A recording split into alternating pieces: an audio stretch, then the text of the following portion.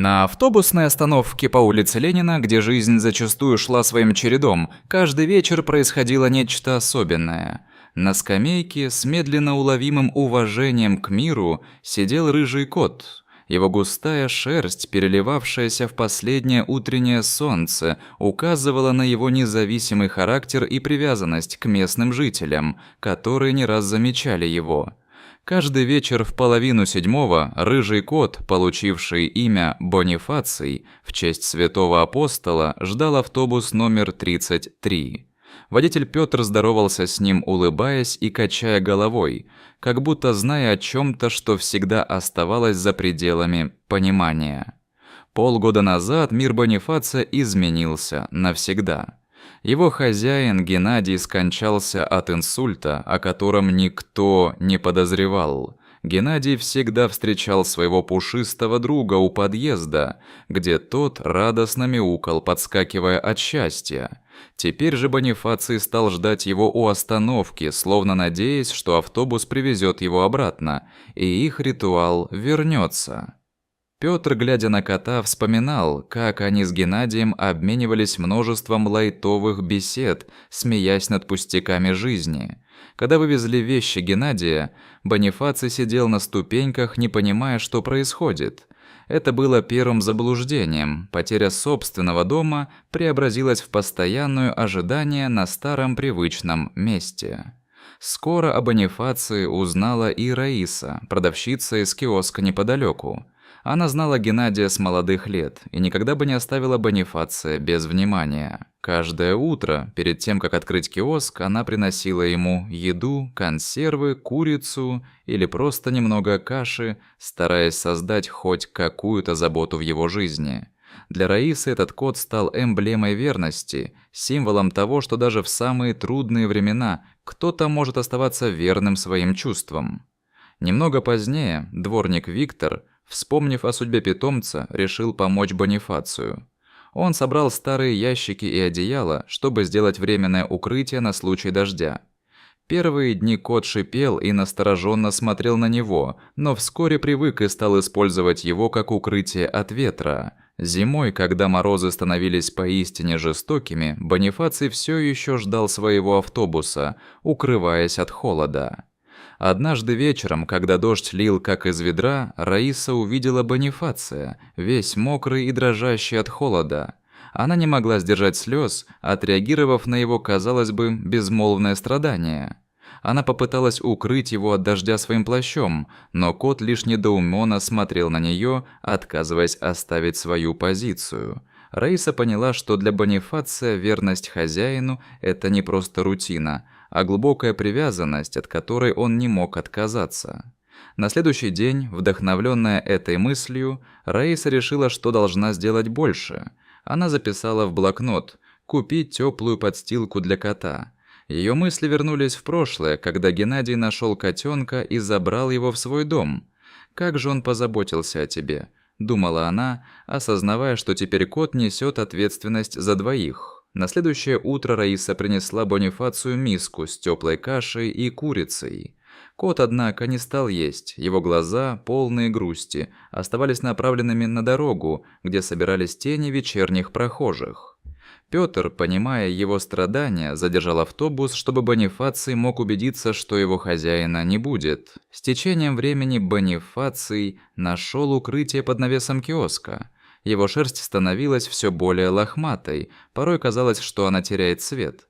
После смерти Геннадия его родственники распродали квартиру, но вместо того, чтобы взять с собой кота, оставили его, как если бы он сам мог выбрать свою судьбу. Раиса понимала, что Бонифаций хранит в себе память о своем хозяине, так же, как она хранила память о своем муже.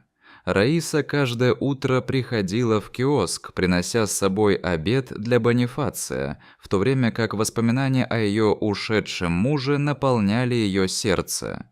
Виктор, продолжая заботиться о коте, укрепил его укрытие, и с каждым днем Бонифаций начинал меньше шипеть на него. Он постепенно привыкает к заботе и вниманию, чувствует тепло добра, которое стало частью его жизни. Пришли холодные зимние дни. Хотя иногда Бонифаций прячется в подвале, каждую ночь он все равно выходил на скамейку на остановку. Раиса регулярно приносила теплую воду, а Пётр, понимая всю значимость момента, задерживал автобус. Даже в метель и мороз кот продолжал ждать своего хозяина, продолжая свой ритуал, как будто собирая осколки былого счастья. Наконец Пётр, усевшись рядом с Раисой, задал вопрос о будущем Бонифация в случае сильной зимы. «Что будет с ним?» – с тревогой в глазах спросил он. Раиса, взглянув на старую фотографию Геннадия с Бонифацией, подтвердила: «Нужно сохранить память о нем». Виктор, вдохновленный их разговором, утеплил укрытие кота старым ковром. Однажды Бонифаций, лежа в своем укрытии, впервые лижет руку Виктора. Это был момент, когда кот в полной мере осознал тепло, которое ему дарят. Раиса положила свою шаль рядом, поддерживая его как могла. Прохожая женщина, проходя мимо, почувствовала его недоумение и произнесла: «Бедняжка». Эти слова тронули Раису до глубины души. Она решила, что не позволит зиме забрать Бонифация. К началу декабря улица Ленина привыкла к его присутствию как к физической части пейзажа, на который невозможно было не обратить внимания. Рыжий кот снова ждал автобус номер 33. Его ритуал стал центром местного общения. Школьники находили его таким привлекательным, что стали фотографировать его и выкладывать в социальные сети, называя его «нашим Хатика» в честь верного пса. Пожилые женщины, заметив верность кота, обсуждали его как душу Геннадия, будто слышали его отголоски в самом Бонифации. Раиса чувствовала гордость и одновременную тревогу за кота, понимая, что его жизнь стала важной частью их сообщества. Журналистка, наблюдая за происходящим, подготовила статью о коте, дав ей название «Верность без слов». Статья вызвала настоящий ажиотаж. Люди стали приезжать из других районов, чтобы увидеть Бонифация и удивиться его стойкости. Некоторые даже пытались поймать кота, но он сопротивлялся, не желая покидать свою привычную жизнь. Виктор, замечая внимание к себе как к заботливому дворнику лекционного стиля, находил в этом некоторое странное удовольствие. Пётр, замечая каждодневное внимание к Бонифацию, начал замедлять автобус, чтобы пассажиры могли увидеть кота. Он, рассказывая пассажирам об этом рыжем друге, с гордостью подчеркивая его истории и символику. София, журналистка, так и не устала следить за котом. Она принесла Раисе газету с его фотографией, которую они с гордостью обсуждали и комментировали. Статья подчеркнула, что история кота – это история любви, которая живет дольше жизни. Несмотря на такое внимание, некоторые настойчивые люди пытались забрать кота к себе. Однако Раиса, ставшая его защитницей, не позволяла этого. Она начала закрывать киоск позже, чтобы следить за Бонифацием и обеспечивать его защиту. Пётр, видя ухудшение состояния кота, задерживал автобус, пытаясь привлечь внимание других людей к его страданиям. Зима становилась все суровее. Бонифаций худел и становился все более уязвимым. Раиса продолжала приносить теплые вещи и добавлять теплую кашу в его рацион. Виктор укрепил укрытие кота пенопластом и починил его так, чтобы он мог противостоять снегу и холоду. Даже в самые суровые морозы Бонифаций не пропускал свой ритуал. Раиса, заворачиваясь в платок, наблюдала за котом, ощущая свою связь с ним. Автобус номер 33 подъезжал, и Пётр, понимая важность момента, задерживал двери, чтобы кот мог занять свое место на остановке. Когда Пётр заметил, что кот едва держится на ногах, его сердце сжалось от тревоги. Бонифаций смотрел в сторону открытых дверей автобуса, все равно веря, что его ждет хозяин. Пассажиры в автобусе восхищались стойкостью кота, а Раиса решила помочь ему, укутывая его старым пледом, который она приняла для своих нужд.